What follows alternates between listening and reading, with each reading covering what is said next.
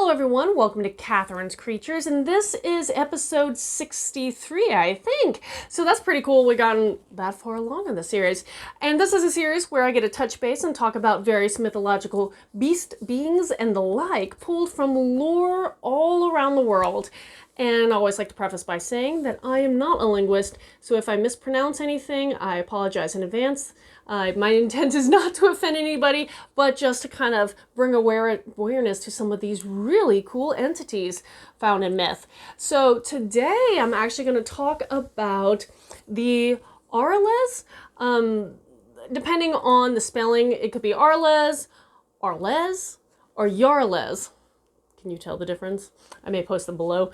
But anywho, it is from this creature, or these creatures, because there are multiple of them, are from Armenian mythology. And they're these winged dog-like spirits or creatures that are actually on the nice side of things. I usually pick creatures and entities that are not so nice. Well, this is a little different because their purpose, essentially, is to fly down and lick the wounds of dead heroes to resurrect them and bring them back to life. So that's pretty neat. And going back to the etymology, so essentially what the name means of Aralez, well, it's disputed a little bit about the actual meaning and why the creature's named it the way it is, but there is a word Ara, that translates to handsome, and les or yar, which means eternally, so eternally handsome. I feel like that's a great dog name. Arlez, the eternally handsome.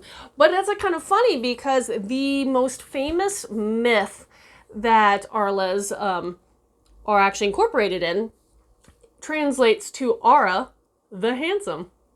But it's not what you expect. So in this myth, there is a queen, an Armenian queen. Let me see if I can pronounce her name correct. It is Semiramis, sometimes also called Shemiram. Okay, so this queen essentially summons or calls down the Arlez, these winged dogs, to help revive the hero of the tale, Ara, after he is killed on the battlefield, and she has his body removed, put him into a tower in the hopes that these Aralez will fly down and resurrect him and bring him back to her. So another funny little side bit, because there's not too much to say about this particular animal, I just thought this was a really kind of fun creature, and I've seen some pictures of some character art of this creature too, and I was like, oh, that's neat. Anywho, getting back to the point, roundabout way. Well, another fun word thing is that les, Aralez, the second part of this creature's name, is also a root word for a word, lizel, which means to lick.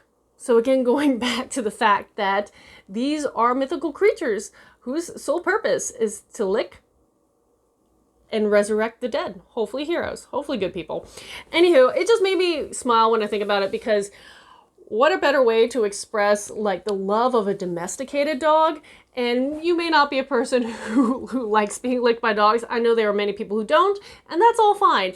But that's just a sweet way of having, domesticated dogs, and they show affection through licking. And some even, if you go to some of the non-domesticated breeds, again, these shows of affection manifest in various ways, and including licking in and around the face between dogs, but of course with people too.